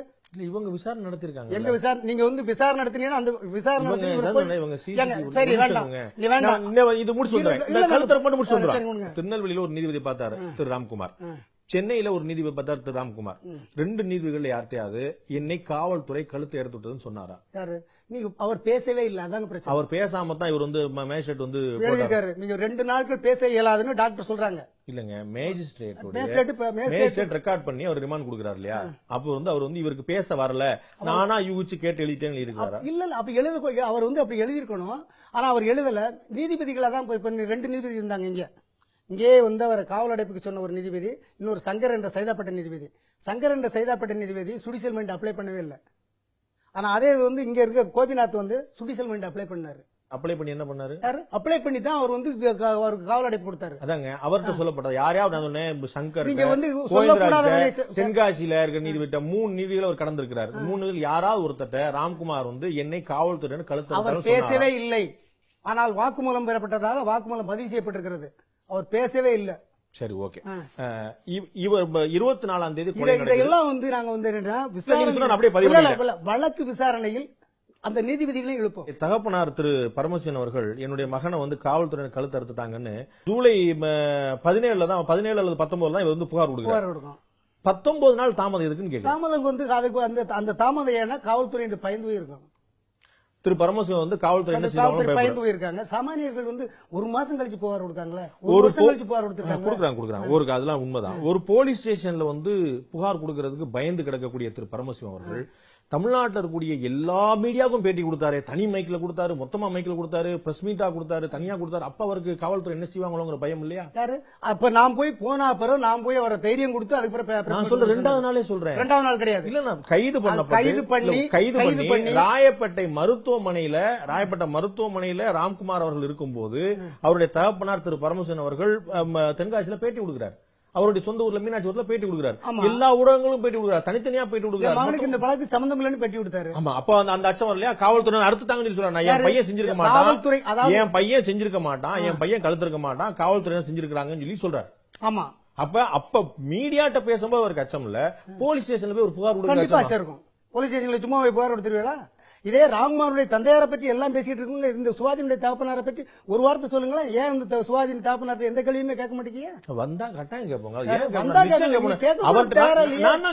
இந்த காவல்துறை கேட்கலையே. இல்லங்க, இந்த காவல்துறை கேட்கல இது வரைக்கும். ஏன்பா உங்க பொண்ணு எத்தனை வருஷம் இங்க வந்திருக்கா? உங்க பொண்ணுக்கு லேப்டாப் என்னாச்சு? உங்க பொண்ணுக்கு ஏதாவது பழக்கங்கள் இருக்கா? உங்க பொண்ணு என்னாச்சு அப்படின்னு கேட்டுக்கலாம்ல. இல்ல, அவங்க விசாரிக்காம இருந்திருப்பாங்க. நான் முடிவுக்கு வரலையே. காவல்துறை எல்லா கோணத்தையும் விசாரிச்சிருப்பாங்க தான் நான் நம்புறேன். இது வழக்கு முடிஞ்ச பிறகு நான் முடிவுக்கு வர முடியும். உங்களுக்கு சந்தேகங்கள் நீங்க எழுப்பலாம். என்னோட இப்ப முடிச்சுட்டாங்க, வழக்க முடிஞ்சிச்சுன்னு சொல்லியாச்சு, குற்றப்பத்திரிகை தாக்கல் செய்யப்படுறோம்னு சொல்லியாச்சு. ஆனா பெங்களூருக்கு ஒரு டீம் போச்சு. அந்த டீம் என்ன பேச்சு கேளுங்களா? நீங்க இந்த காவல்துறை ஏரியால கேளுங்களா? நிச்சயம் நான் கேட்பேங்க. நான் தான் சொன்னேன், நான் வந்து பிலால கேட்கணும்னு ஆசைப்படுறேன், சுவாதியோட அப்பாவை கேட்கணும்னு ஆசைப்படுறேன், காவல்துறை ஆணையரை கேட்கணும். யாரும் அப்படி கேட்பீங்கன்னு நம்பிக்கை எனக்கு இருக்கு. வரணும்லங்க. அது விடுங்க, அது நம்ம பேட்டி கொடுக்கறதெல்லாம் நம்ம மேட்டர்ல. ஓகே, சென்னையில் நடந்த ஒரு கொலைக்கு மீனாட்சிபுரத்தில் இருக்கக்கூடிய ஒரு பையனை போய் கைது பண்ணணும் அப்படின்னு காவல்துறைக்கு ஏதாவது உள்நோக்கம் இருக்குதா? கண்டிப்பா உள்நோக்கம் இருக்கு. அரசுக்கே உள்நோக்கம் இருக்கும்னு நினைக்கிறேன். ஏன்னா மீனாட்சிபுரம் என்பது 1982 முழுமையா மதமாறின கிராமம். அதுல ஒரு 10 குடும்பம் தான் இந்துக்களா இருந்துகிட்டு இருக்காங்க. இதை இவருடைய அப்ப சித்தப்பாவே வந்து அப்துல்லா தான்.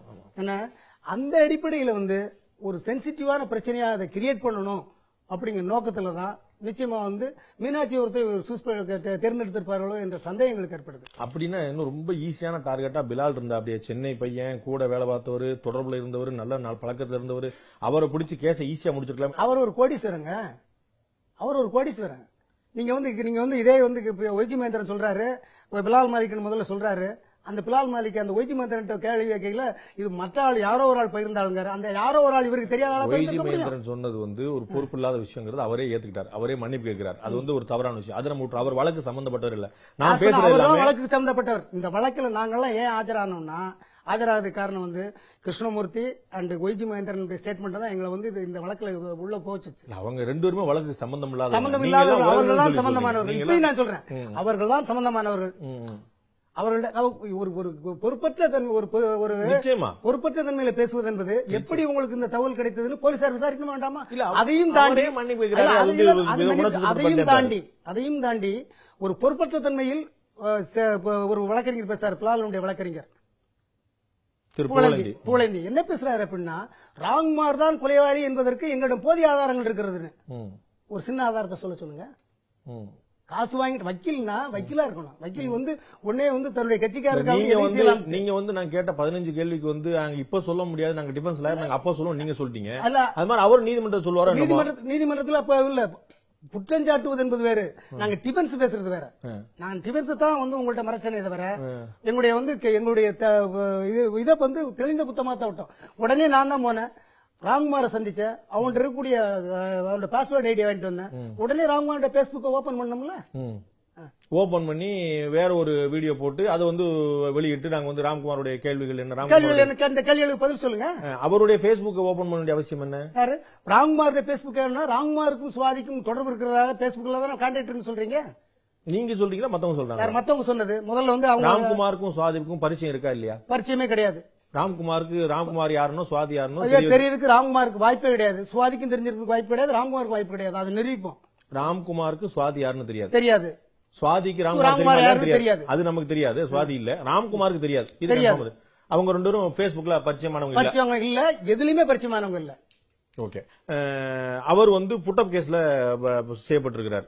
புட்டப் கேஸ்ங்கிறத விட கொடுமையான கேஸ். ஏன்னா என்ன செய்யறாங்கன்னா, கஸ்டடி எடுக்கவில்லை விட அவருடைய நோக்கம் வந்து இதோட வழக்க முடிச்சிடணும் அப்படிங்கிறதா ராம்குமாரோட. ஏன் அவ்வளவு அறிபறியா இருக்கீங்க? ஜஸ்டிஸ் ஹரிடு ஜஸ்டிஸ் பரிடுமாங்க. ஆனா ராம்குமார கஸ்டடி எடுக்கல, அதுதான் நீதிபதி கோபிநாத் ரொம்ப அருமையா இது பண்ணாரு. ராம்குமாருடைய எடை என்ன டாக்டர் சொல்லி பண்ணாரு. அவர் வந்துட்டு 65 கிலோ இருப்பாரு. பாரியா ராம்குமார் 40 கிலோட இருக்க மாட்டாங்க, பாரு நீ உண்மையை சொல்லி பழையபடினு சொல்லி பழையபடியா அவர் 45 கிலோ இருப்பாரு. சரி, ராம்குமாருடைய இன்றைய உடல் வலு என்ன டெஸ்ட் பண்ணாரு. அதுக்கடுத்து ராம்குமார் இனிமே வந்து இந்த போலீசாரன் பாடினாரு, அவர் கூட இருக்கக்கூடிய 2 போலீசார். இந்த போலீசாரில் ஒருவரை கூட அவர் தள்ளி விட்டு ஓட முடியாது, அதையும் பதிவு பண்ணாங்க. ஏன்னா அவருடைய நோக்கம் போலீஸை தள்ளி விட்டுட்டு இல்ல போலீஸை எடுத்து கொலை பண்ண முயற்சி பண்ணாரு, நாங்க அவரை சுட்டுட்டோம் சொல்லி முடிக்கிறதுக்கு அவங்களுடைய பிளான். அதையெல்லாம் தாண்டி இந்த மாதிரியான சூழ்நிலையில ராம்குமார் தப்பித்து ஓட முயற்சி தான் நாங்கள் இந்த மாதிரி பண்ணிட்டோம்னு சொன்னீங்கன்னா அது முழுக்க முழுக்க தாங்களே சாரும் என்பதை பதிவு செய்து கொண்டுதான் அவருக்கு கஸ்டடியை கொடுத்தாரு. ஆனா இன்னொரு நீதிபதி சங்கர்னு சொன்னார்னா அவருக்கு இது இல்லாது. இவர் எந்த அடிப்படையில் ஐடி பேர் எடுக்க போனாரு? உச்ச நீதிமன்றமும் உயர் நீதிமன்றம், உச்ச நீதிமன்றம் இந்த சங்கருங்க இதுவர் வந்து சைதாப்பேட்டை நீதிபதி போறாரு. எந்த அடிப்படையில் ஐடி பேர் எடுக்க போறாரு? சட்டம் வந்து ஸ்பெசிபிக்கா தடை செய்யப்பட்டிருக்கு. அதாவது அந்த சூழ்நிலையில அவர் போறாரு. போயிட்டு வந்து சும்மா இருக்கணும். அதையும் தாண்டி அவர் நல்ல மனநிலையில் இருக்கிறார். எந்த அடிப்படையில் அவர் நல்ல மனநிலை, அது அவருக்கு அந்த டெஸ்ட் பண்ணதுக்கு அவருக்கு எந்த அதிகாரம் கொடுத்தது? அப்ப காவல்துறையினருடைய இல்லங்க, நீதிபதிகள்கிட்ட கேக்குறாங்க அவர் எப்படி ஒழுங்கா பேசினாரா, பார்த்தாரா, ஒழுங்கா இருக்கிறாரு கேக்குறாங்க. அவர் வந்து he's normal, is quite all அப்படி சொல்றதுக்கு அவர் கைட்டே கிடையாது. அவர் மனநிலை பாதிக்கப்பட்டவன்னு சொல்லணும். மனநிலை பாதிக்கப்பட்டவர்னு டெஸ்ட் பண்ணி மனநிலை பாதிக்கப்பட்டவர்னு கோபிநாத் முடிவு பண்ணாரு. இல்ல, மனநிலை பாதிக்கப்பட்ட சொல்லிருக்காரா? ஆமா, ராம்குமார் மனநிலை பாதிக்கப்பட்ட நீதிபதி சொல்றாரா? ராம்குமார் மன அழுத்தத்தில் இருக்கிறார் அப்படிங்கறத பதிவு பண்ணிருக்காரு. மன அழுத்தம் வேற, மனநிலை பாதிப்பு சைக்காட்ரிக் வேற, சைக்காட்ரிக் இது வேற. எனக்கு அது தெரியாத ஒண்ணு இல்ல. மனநிலை கோளாறுல தானே அவர் உட்கார்ந்துட்டு இருக்காரு. நீ நல்ல மனநிலையில் இருக்கிறாருங்க, அவர் மன அழுத்தத்தில் இருக்கிறாரு. இதுக்கு அப்புறம் மனநிலை தெரிஞ்சிருக்கலாம்ல. எப்படி மன அழுத்தம் என்பது கண்டினியூட்டிங்க டாக்டர் வச்சு அவர் டெஸ்ட் பண்றாரு. நீ வந்து அங்க போய் பார்த்து வாங்கின காசுக்காக பேசிட்டு வர அந்த நீதிபதி காசு வாங்கிட்டு பேசுறாரு. அவருடைய கேரக்டர் எல்லாம் எங்க எப்படி இருக்காரு, நாங்க வந்து அவரையும் இது பண்றோம். இங்கிட்டுக்கும் அவர் தலித் நீதிபதி இல்ல, நீங்க சொல்றது நான் சொல்றேன். இங்கிட்டுக்கும் அவர் தலித் நீதிபதி. நான் நீதிபதியா மட்டும் தான் பாக்குறேன். நீங்க தலித் நீதிபதியா பாருங்க, ஐஎஸ் நீதிபதியா பாருங்க. நான் வந்து தலித் நீதிபதியா பாக்கல, நீதிபதியா மட்டும் தான் நான் பாக்குறேன். கண்டெம்ட்டுக்கு உங்களுக்கு உள்ளாகக்கூடிய வாய்ப்புகள் இருக்குங்கிறத நான் உங்களுக்கு முன்னாடியே சொல்லிடுறேன். நான் அதை பேஸ் பண்ண தயாரா இருக்கேன். நீதித்துறை வந்து என்ன கண்டெம்ட் எடுத்தா, கண்டெம்ட்னா என்ன அப்படின்னு மட்டும் தெரிஞ்சுக்கோங்க. கண்டெம்ட்ங்கிறது நிரூபிக்க வேண்டிய பொறுப்பு அவங்களுக்கு. வாங்க, தைரியம் இருந்தா இந்த நீதிமன்றம், உயர் நீதிமன்றமே என் கண்டெம்ட் எடுக்கட்டும். தைரியம் இருந்தால் உயர் நீதிமன்றத்திற்கு, இந்த வார்த்தையை சொல்றேன், தைரியம் இருந்தால் உயர் நீதிமன்றம் என் மீது நீதிமன்ற அவமதிப்பு வழக்கு தாக்கல் செய்யலாம். தைரியம் இருந்தால். கழுத்து அறுத்துட்டு ஒரு போட்டோ ஒண்ணு வந்துச்சு ராம்குமார் கழுத்து. அந்த போட்டோ யார் எடுத்திருப்பா? அந்த போட்டோ எடுத்ததுக்கு அதை சொல்றேங்க. அந்த போட்டோ அதுக்கு உடனே வந்து இவனை கழுத்தெடுத்து அனுப்பி விடிச்ச உடனே 7 போலீசார்கள் 6 போலீசாருக்கு பாராட்டு விழா நடத்துறாங்க. ஒரு போலீசார வந்து ஆயுதப்படைக்கு மாத்துறாங்க. தென்காசி போலீசார கூட போன போலீசார் ஆயுதப்படைக்கு மாத்துறாங்க. அவர் என்ன சொல்றாரு, ஐயா நான் போட்டோ எடுக்க எனக்கு இந்த செல்போனே ஆபரேட் பண்ண தெரியாதுங்காரு. இல்லங்க, நான் போட்டோ எடுத்தது யாருன்னு கேக்குறேன். போலீஸ் ஒரு தப்பு பண்ணிட்டு போலீஸ்காரங்க போட்டோ எடுப்பாங்களா? அது லாஜிக்கலா இருக்கா? லாஜிக்கல். அப்ப நான் வந்து ஒரு கொலை பண்ண முயற்சி பண்றேன், பண்ணிட்டு நான் வந்து போட்டோ எடுப்பேன், எப்படி சார்? அதுதான் நான் இந்த கேள்வியை தான் நான் உங்கள்ட்ட கேட்க தெரிஞ்சு. அதாவது ஒருத்தன் கழுத்தறுத்த உடனே போய் போட்டோ எடுத்துருக்க மாட்டாங்க. நீங்க என்ன செஞ்சிருப்பாங்க, போய் அதை வந்து பிடிக்க நினைப்பாங்க. ஏன்னா ஓடி போய் கழுத்த இருக்காங்கன்னா அவன் கழுத்தருக்கு பிடிக்கத்தான் போவாங்க. ஆனால் இங்க என்ன நடந்துச்சுன்னா, இதுதான் கழுத்தை எடுத்தது போலீஸ் அப்படிங்கிறது அவங்க சொல்றது. அவங்க போலீஸ் என்ன சொல்றாங்கன்னா, நாங்க போய் பார்த்த போது கழுத்தறுபட்ட நிலையில இருந்தாருன்றாங்க. அந்த போட்டோ அப்ப இன்ஸ்பெக்டர் அறுத்து விட்டுட்டு போய் போட்டோ எடுக்கணும்னு சொன்னாரா? அப்ப இதுல அடுத்தது அந்த வீடு ஊருக்குள்ள இன்ஸ்பெக்டர் வந்து அறுத்து விட்டுருந்தாருன்னு போட்டோ எடுக்க சொல்லுவாரான்னு கேக்குறேன். அதுதான் தெரிஞ்சுக்கிறேன். அறுத்து விட்டுட்டு நான் வந்து ஒரு கிரிமினாலஜில ஒரு பழமொழி உண்டு, குற்றம் செய்பவர்கள் தடயத்தை விடாமல் செய்ய மாட்டார்கள். காவல்துறையினர் செய்த தவறை இந்த மாதிரி தடயத்தை விட்டு செஞ்சிருக்காங்க. அவ்வளவுதான். ராம்குமார வந்து அவர் தங்கியிருந்த மேன்ஷன்ல இருக்க கூட இருந்தவங்க, அவருடைய காவலாளி, மற்றவர்கள்லாம் வந்து அடையாளம் காட்டி இவர் தான் இன்னார் தான் சொல்லி அவருடைய முகவரிலாம் செக் பண்ண பிறகுதான் இவர்கள் மீனாட்சிபுரத்துக்கு போறாங்கன்னு நம்ம இருப்பீங்களா? கடுமையா மறுக்கிறேன். ஏன் நான் மறுக்கேன்னா, நீங்க வந்து மீனாட்சிபுரத்திற்கு வச்சு இங்க இருந்துதான் சட்டையை கொண்டு இருக்காங்க, இங்க இருந்துதான் செல்போனை கொண்டு இருக்காங்க. கடைசி பார்த்தா மீனாட்சிபுரத்தில் வச்சு செல்போன் எடுத்தேன், மீனாட்சியில் இருந்து சட்டையை எடுத்தேன். நான் கேட்கறது, ராம்குமார் அப்படிங்கிற ஒரு கேரக்டர் வந்து உலகத்துக்கு தெரியறதுக்கு முன்னாடி அவரை பற்றி மேன்ஷன்ல இருந்தவங்க அத்தனை பேரும் சொல்லி, காவலாளி சொல்லி, ஒரு ஆதாரம் கிடைச்ச பிறகுதான் ராம்குமார் அப்படிங்கிற ஒரு ஆளை தேடி போறாங்க. அங்க போய் என்ன கேட்கறாங்கன்னா, முத்துக்குமார் தான் கேட்காங்க, ராம்குமார். அது போலீஸ்காரங்களுடைய டாக்டிக்ஸ் இல்ல, டாக்டிக்ஸ் கிடையாது. அவங்க தேடி போனது முத்துக்குமார். அது இல்லங்க, அவங்க தேடி போனது முத்துக்குமார். மேன்ஷன்ல ராம்குமார் பேரை போட்டு முகவரி சரியா இருந்திருக்காரு. இல்ல ராம்குமார் ஒரு வரி கூட தப்பு பண்ணல. ஏன் தவறு பண்ண நினைக்க தப்பு பண்ணிருப்பாங்க. அதான் சொல்ல வரேன். சுவாதி நுங்கம்பாக்கத்துல கொலை செய்யப்படுறாங்க. மீனாட்சிபுரத்துல இருக்கக்கூடிய ஒரு கிராமத்துல ஒரு பையனை போய் ராத்திரி 11 மணிக்கு எப்படி தட்டுவாங்க? அப்ப அந்த லிங்க் எப்படி போகுது? இங்க இருந்து அந்த பையனை தேடி போறாங்க, அடையாளம் காட்டப்பட்டு அடையாளம் எதுவும் காட்டப்படல. அப்படின்னா இப்ப நீங்க வந்து ஐடி பேர்ல வேண்டி அடையாளம் காட்ட சொல்லிருக்கலாம். இந்த விசாரணை எப்படி போகுது? காவல் நான் சொல்றது பாத்தீங்கன்னா, இப்ப நீங்க தோத்துக்கிட்டது. அப்படி அவர் இருந்திருந்தா அதை உடனே கூட அவங்க வந்து ரிப்போர்ட்டுக்கு வந்து சிடியில் எழுதிருக்கணும். சிடி வந்தா தான் இதெல்லாம் சொல்ல முடியும். 5 டீம் போகுது. இல்லங்க, தெரியாதுங்க. கேஸ் டைரி எனக்கு தெரியாது. நான் பார்த்தது, நான் உங்களுக்கு ஏற்கனவே சொன்ன மாதிரி திரு ராஜேந்திரன் காவல்துறை ஆணையருடைய பேட்டி, அவர்கள் அளித்த செய்தி குறிப்பு. அதுல சொல்லிருக்காங்க, இங்க வந்து மேன்ஷன்ல வந்து அவர் உத்தரவாதப்படுத்தின பிறகு, இவர் அடையாளம் கண்டுட்ட பிறகு நாங்க அங்க போனோம்னு சொல்றோம். அதுக்கப்புறம் நாங்க இங்க உடனே திருநெல்வேலியில ஒரு டீமுக்கு தகவல் சொன்னோம், அவங்க அங்க போனாங்கன்னு திரு ராஜேந்திரன் சொல்றாரு. அப்ப இந்த மெட்ராஸ் டீம் அந்த மீனாட்சிபுரத்துக்கு போவே இல்லை, கைது பண்றதுக்கு போல, கைது பண்ண பிறகு போகுது அப்படின்னு ராஜேந்திரன் சொல்றாரு. இருக்கலாம். ஏன்னா வந்து இப்ப எல்லாம் வழக்கெல்லாம் மாத்துறாங்கல்ல, அதனால இனிமே வந்து இந்த வழக்கு கைது பண்ண அன்னைக்கே சொன்ன விஷயங்க இன்னைக்கு சொல்ல 15 நாள் கழிச்சு 19 நாள் கழிச்சு ஒரு புகார் கொடுத்த மாதிரி சொல்ல, அவர் கைது பண்ண மறுநாள் காலையில பிரஸ் மீட் சந்திக்கிறாரு. மேன்ஷன்ல இவங்க சோர்ஸ் மூலமா அதை ஆத்தென்டிகேட் பண்ணிட்டு அதுக்கு பிறகுதான் அங்க போறாங்க. சோ ஒரு குழு அவங்களுக்கு இருந்திருக்குல்ல நான் சொல்றேன். ஒரு தவறான குழு. அவங்க வந்து இதை வந்து அதாவது உண்மையான குற்றவாளி கிடைச்ச உடனே வேற என்ன செய்யறது பாக்காங்க. ஏன்னா அதே மேன்ஷன் குற்றவாளி யாரு? அது நான் எதுக்கு சொல்லணும்? நான் வந்து சிபிசிஐடி விசாரணை கேட்டிருக்கேன், சிபிஐ விசாரணை கேட்டிருக்கேன், அப்ப சொல்லுவேன். அப்ப உண்மையான குற்றவாளி ராம்குமார் கிடையாது. இல்ல, உண்மையான குற்றவாளி வேற ஒருத்தர் இருக்காரு. அவர் யாருன்னு உங்களுக்கு தெரியும்? அவர் யாருன்னு எங்களுக்கு தெரியும்னு சொல்ல விரும்பல. இந்த கோணத்தை விசாரித்தால் உண்மையான குற்றவாளிகளை பிடிக்கலாம். குற்றவாளி இல்ல, குற்றவாளிகளை பிடிக்கலாம். ரத்தம் மாதிரி பெங்களூருக்கு போய் டெஸ்ட் பண்ணிட்டு வந்த போது அந்த ரெண்டு ராம்குமாரோட சட்டையில இருந்த ரத்த மாதிரியும் சுவாதியோட ரத்த மாதிரியும் ஒன்றாக இருந்தது அப்படின்னு டாக்குமெண்டல் ப்ரூஃப் வந்திருக்குன்னு சொல்றாங்க. ராம்குமார் சட்டை இல்ல, போலீசார் கொண்டு போன சட்டையில் உள்ள மாதிரியும் சுவாதியினுடைய ரத்தமும் ஒன்னா இருக்குன்னு சொல்லிருக்காங்க. ராம்குமார் சட்டைன்னு நீங்க எப்படி முடிவுக்கு வரீங்க? கொலையை ராம்குமார் பண்ணல, அந்த காவல்துறையினர் போய் அந்த டெஸ்டுக்கு எடுத்த சட்டையும் ராம்குமார் சட்டை இல்ல. ஓகே, இதுல நீங்க நான் உங்களை திருப்பி ஒரு கேள்வி கேட்க, இந்த அருவாள் கர்நாடகத்தை சேர்ந்த அருவாளை போல் இருக்குன்னு சொன்னீங்களா? யார் சொன்னா? யார் சொன்னா? பத்திரிகையில எல்லா செய்தியும் வந்துச்சு. திரும்பி நீங்க பத்திரிகையில 1000 பத்திரிகையாளர்களும் பிராடுன்னு சொல்லுங்க. நான் ஒரு ஊடகவியலாளர் இருந்துகிட்டு பத்திரிகை சொன்ன தப்புன்னு சொல்ல மாட்டேன். பத்திரிகை வந்த செய்தியை தான் சொல்றேன். வந்த செய்தி நீதிமன்ற நிரூபணம் ஆகாது. இல்ல, நிரூபணம் ஆகும். அது எப்படிங்க? நான் பெங்களூர்ல உள்ள கத்தின்னு சொல்லிட்டு அப்புறம் வந்து அது நீதிமன்ற நிறுவனம் என்ன கேட்க மாட்டீங்களா? ஆந்திரால உள்ள கத்தின்னு சொன்னா சரியா போயிருமா? இல்ல, அது ஆந்திராவில் உள்ள கத்தி இல்ல, இது பெங்களூர்ல உள்ள கத்தி இல்ல, இது வந்து திருநெல்வேலியில் உள்ள கத்தி தான். காவல்துறை சொல்ல நிரூபிக்கணுங்களா? காவல்துறை சொல்லவே இல்லையா? அப்புறம் எப்படி நிரூபணம்? ஒரு கேள்வியை எழுப்புது. யாரு பத்திரிகைகள் எழுப்புது. பத்திரிகை அதுக்கு பதில் சொல்ல வேண்டிய கடமை இருக்கு, காவல்துறைக்கு இருக்கா இல்லையா? ராம்குமார் தவிர வேற குற்றவாளிகளே இல்லை என்று முடிவு பண்ணிட்டீங்கள ராஜேந்திரன். எப்படி அவர் எந்த முடிவுக்கு வந்தாரு? பிரஸ் மீட் கொடுக்காரு. அப்படி பிரஸ் மீட் கொடுக்கலாமா? இல்ல, அது எழுப்ப வேண்டிய கேள்விதான். அது வந்து ஒன்னும் சந்தேகம் இல்ல. ராம்குமார் குற்றவாளி இல்ல, ஓகே. உண்மை குற்றவாளி வேற என்ன வாய்ப்பு இருக்க முடியும்? ஏன் வாய்ப்பு இருக்காது? அது என்ன வாய்ப்புன்னு கேக்குறேன். அது நான் உங்கள்கிட்ட சொல்லணும். ஏன் பிலால் மாலிக் வந்து பத்திரிகைகளை சந்திக்க தயங்குறாரு, ஓடுறாரு? சந்திச்சாரு, அவர் எல்லாம் போய் கொடுத்தாரு. என்ன கொடுக்குறாரு? அவர் எனக்கு தெரிஞ்சவங்க, ரொம்ப நல்லா பழகுவாங்க, சிரித்த மூவா பழகுவாங்க. இப்படி அநியாயமா எங்க படிச்சாங்க, அவங்க எங்க படிச்சுட்டு இருந்தாங்க, அவங்களுக்கு என்ன உறவுகள் என்ன, அப்படி கொடுத்திருக்காரா? அவர் வந்து எப்படி எனக்கு தெரியும், அவங்க என்ன மாதிரி பழகாங்க, என்ன மாதிரி கேரக்டர், அவங்க நல்ல நண்பர், நல்லா பழகினாங்க சொல்லி இருக்காரு. நல்ல நண்பர் நான் இன்னைக்கு சொல்றேன். நாங்க வந்து அவரை விட நாங்க வந்து நல்ல நண்பர்கள். அவர் வந்து நல்ல சுவாதி வந்து மதிக்கக்கூடிய ஒரு பெண் அப்படிங்கறதுல எங்களுக்கு மாறுபட்ட கருத்து இல்ல. எங்களுக்கு வந்து அதுக்காண்டி சுவாதி வந்து கொல்லப்படணும், சுவாதி வந்து சுவாதி மாதிரி ஆட்கள் கொல்லப்படணும் நாங்க வரல. இந்த சுவாதி ஏன் கொல்லப்பட்டா, இது அவங்க அம்மா கூட வந்து அழல. அம்மா யாருன்னே தெரியாது இது வரைக்கும்.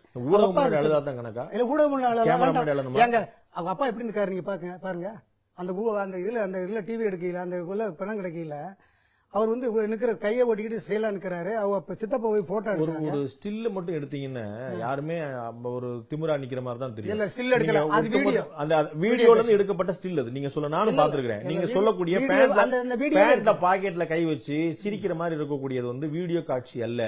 வீடியோ காட்சியில எடுக்கப்பட்ட ஸ்டில் காட்சி அது. அது அப்படித்தான் இருக்கும். அது யார் பார்த்தாலும் அப்படித்தான் இருக்கும். சிரிக்கிற மாதிரி வைக்கலாம், அழுகிற மாதிரி வைக்கலாம். வந்து ஒரு ஸ்டில் எடுத்தீங்கன்னா ஒரு மூவியா நீங்க பார்க்கும்போது தெரியும். அவர் அழுதாரு அழுகலங்கிறது இன்னொரு பக்கம். அவர் கடுமையா அழுததை நம்ம வந்து வீடியோ அதே நீங்க பார்த்தா அதே வீடியோல பார்த்தோம், போட்டோல பார்க்கல, வீடியோல பார்த்தோம். அவங்க அம்மா எங்க இருந்தாங்க நமக்கு தெரியாது. ஆனா வந்து அவங்க அம்மா அழுதுருக்க மாட்டாங்கன்னு நம்புறீங்களா நீங்க? இல்ல வரலையே. நீங்க அழுதுமா? இல்ல கேமரா மேல வேண்டாம். நீங்க குறைந்தபட்சம் உங்கள்கிட்ட போய் என்ன கேள்வி, உங்க பொண்ணுக்கு என்னமாச்சு, உங்க பொண்ணோட எங்க இருந்தீங்க, இந்த கேள்வியை கூட நீங்க எழுப்பலையே. நாங்க எழுப்பணுங்க. நாங்க தந்தி டிவி எழுப்பணும். அவங்க அப்பாவுடைய பேட்டி, முழுமையான பேட்டி நம்ம போட்டோம். அதை பத்தி 2 டாக்குமெண்ட்ரி நம்ம போட்டிருக்கோம். அவர் முழுமையா சொன்னார். எப்ப போனோம், எப்ப வந்தோம், யாரோட பழகினாங்க, என்ன தெரியும், என்ன மாதிரி சொன்னாங்க, அத்தனை பேரும் நம்ம டிவில போட்டிருக்கோங்க. சுவாதியோடைய தகப்பனா அவருடைய பேஸ்புக் ஓபன் பண்ணி கொடுத்துட்டீங்க. யாருங்க? அவருக்கு பேஸ்புக்ல என்ன இருக்கு அப்படின்னு சொல்லிட்டீங்க. ராம்குமாருக்கும் சுவாதிக்கும் பேஸ்புக்ல தொடர்பு இருந்துச்சு அப்படிங்கறத சொல்லிட்டீங்களா? இருக்கா? இல்லங்க, பேஸ்புக்ல நீங்க தாங்க ஓபன் பண்ணிருக்கீங்க, வேற யாரும் ஓபன் பண்ணல. ராம்குமாரோட பேஸ்புக் நீங்க ஓபன் பண்ணிருக்கீங்க. சுவாதியோட பேஸ்புக் கேக்குறேன். அவங்களுக்குள்ள என்ன தொடர்பு இருந்துச்சுன்னா தெரியணுமா வேண்டாமா? சுவாதிக்கும் சுவாதியுடைய ஒரு வார வாழ்க்கை நிலையாவது தெரியணுமா வேண்டாமா? கட்டாயம் தெரியணும். அதை ஓபன் பண்ண மாட்டீங்க. காவல்துறை செய்யுங்க. என் ஊடகங்கள் இந்த கேள்வியை நீங்க எழுப்பலாம்ல. நீங்க வந்து எவ்வளவு மிஸ்யூஸ் ஆகுது இன்னைக்கு நீங்க பாத்துருக்கீங்க. என்ன மிஸ்யூஸ்? இறந்து விட்டால் சுவாதி இறந்து அவங்கள பத்தி எந்த ப்ரூஃபும் இல்லாம நீங்க நோன்பு இருந்தாருன்னு சொல்லி சொன்னீங்க, மதம் மாறினான்னு சொல்றீங்க, வேற தொடர்புன்னு சொன்னீங்க, பெங்களூருக்கு போனாங்கன்னு சொல்லி நீங்க சொன்னீங்க. நீங்க சொன்னீங்க. இல்ல நான் வந்து நம்ம பேட்ல சொன்னீங்க. நம்ம பேட்ல சொல்றேன். பெங்களூருக்கு நாங்க வந்து டீம் போச்சு. பெங்களூருக்கு போனான்னு சொல்ல, பெங்களூருக்கு ஒரு காவல்துறை டீம் போச்சு. அந்த டீம் வந்து என்ன அறிக்கை கொடுத்துச்சு அப்படிங்கிறது வரைக்கும் இது வரைக்கும் நீங்க ராஜேந்திரன் கேட்டுக்கலாம்ல. சுவாதியோடைய பேஸ்புக்கை ஓபன் பண்ணா மத்தவங்க மிஸ்யூஸ் பண்ணக்கூடிய வாய்ப்பு இருக்கு. அது போக உங்க தகவலுக்காக ஒரு நபர் இறந்து விட்டார் என்று தெரிந்தால் நீங்களும் நானும் வந்து முடக்க வேண்டியதுல பேஸ்புக்கே அதை முடைக்கிறோம். பேஸ்புக் நிறுவனமே இறந்து விட்ட நபருடைய ஆபரேட் பண்ற அனுமதிக்கல. அதுக்கு தனியா லீகல் ப்ரொவிஷன் எல்லாம் கேட்டு தான் அவங்க ஆபரேட் பண்ண முடியும். உடனடியாக முடக்கிறது பேஸ்புக் உடைய கல்ச்சர். சரி, இப்ப காலர் ஐடி அதையும் க்ளோஸ் பண்ணிடுவாங்க. ட்ரையல் காலர் ஐடினா போனுடைய எத்தனை தொடர்பு பண்ணிருக்காங்க, யாராவது பேசிருக்காங்க, போலீஸ்காரங்க உடனே எடுத்துருவாங்க. அவங்க வந்து அதை ட்ராக் பண்ணதே முதல்ல செல்போன் வச்சு தானங்க சொல்லி சொன்னாங்க. முதல் நூல் பிடிச்சது இந்த வழக்குல அவர் முதல் நூல் பிடிச்சதே செல்போன். அந்த செல்போன் தான் 25ஆம் தேதி இங்க வந்து ஆபரேட் ஆகுது. எங்க இங்க இப்ப சூளைமேட்டு பகுதியில் ஆபரேட் ஆகுது. 24ஆம் தேதி அவன் வந்து அங்க போயிருந்தான். எங்க 24ஆம் தேதி ஊருக்கு போனவனுக்கு 25ஆம் தேதி எப்படி ஆபரேட் ஆகும்? 24 நைட்டே போயிட்டாருன்னு சொல்லி 24 நைட்டே போயிருந்தாரு. எதுக்கு அங்க ஊருக்கு போனாரு ராம்குமார்? எங்க ராம்குமார் பெரிய பணம் வாங்குறதுக்காக ஊருக்கு போறாரு. 25ஆம் தேதி வரைக்கும் செல்போன் இங்க இருந்துச்சு அப்படின்னு நீங்க சொல்றீங்க. நான் சொல்றேன் இல்ல, அதை நாங்க அது வந்து அதுதான் வந்து இது அதான் துருப்பு சீட்டு. அதெல்லாம் பேசிதான் அதாவது என்னாலும் சரி. சுவாதி சொல்லித்தான் ராம்குமார் சென்னை வந்தார் நீங்க சொல்லிருக்கீங்களா? நான் எப்பயும் அப்படி சொல்லல, அப்படி சொல்லல. சுவாதி சொல்லித்தான் ராம்குமார் வந்தார் நீங்க எங்கேயுமே சொல்லல? எங்கேயும் சொல்லல. வந்திருப்பதற்கு இப்படி அவங்க கேள்வி விட்டாங்க, இப்படி வந்திருக்கலாமா வந்திருக்கிறதுக்கு வாய்ப்பு இருக்கா? நாங்க விசாரிச்சு சொல்லணும்னு சொன்னோம். ஓகே, சிபிஐ விசாரணை இந்த வழக்குல வேணும்னு சொல்லி நீங்க பதிவு பண்ணிருக்கோம், கேட்டுக்கிட்டு இருக்கோம். அதுக்கு சிபிஐ விசாரணை இருந்தால் நிச்சயமா முறையாக இந்த வழக்கில் உண்மை குற்றவாளிகளை கொண்டு வர முடியும். ஓகே, அவர்களுக்கு உதவ முடியும். எங்கள்கிட்ட அந்த அளவுக்கு ஆதாரங்கள் இருக்கு. ஓகே, காவல்துறை இந்த வழக்கு விசாரணையை முழுமையா முடிச்சிருச்சு. நாங்க வந்து ரொம்ப கிளியரா வந்துட்டோம். அவரே ஒப்புதல் வாக்குமூலம் எல்லாம் கொடுத்திருக்காரு. அவர் சொல்லிதான் நாங்க பல விஷயங்கள் வந்து எடுத்தோம், எங்க போனோம் என்ன பண்ணாங்க அவர் சொல்லிதான் நாங்களே இருக்கோம். எங்களுக்கு வந்து முழுமையான ஒத்துழைப்பு கொடுக்குறாரு. We are happy about Ramkumar. அவர் வந்து ரொம்ப சரியா இருக்காங்க. ஏன்னா 2 குற்றவாளிகளை, காவல்துறைக்கு வேண்டிய குற்றவாளிகள் தான் அவங்க பக்கத்துல படுத்து கிடக்காங்க. இன்னைக்கும் 3 காவலர்கள் ஒரு பாதுகாப்புல இருந்துட்டு இருக்காங்க.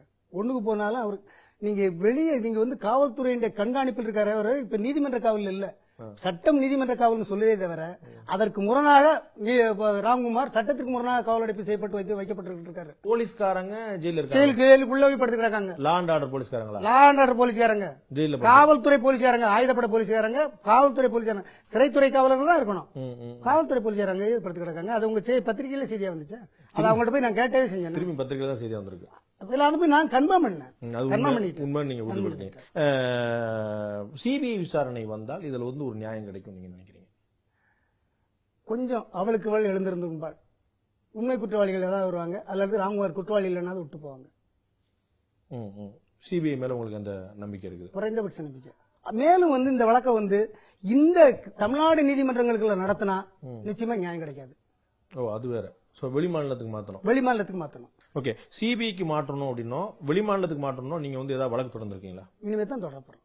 நன்றி திரு ராமராஜ். இவ்வளவு நேரம் உங்களுடைய கருத்தையும் உங்களுடைய நேரத்தையும் எங்களுக்கு பகிர்ந்தது நன்றி. உங்களுடைய நல்ல நோக்கம் நிறைவேற எங்களுடைய வாழ்த்துக்கள்.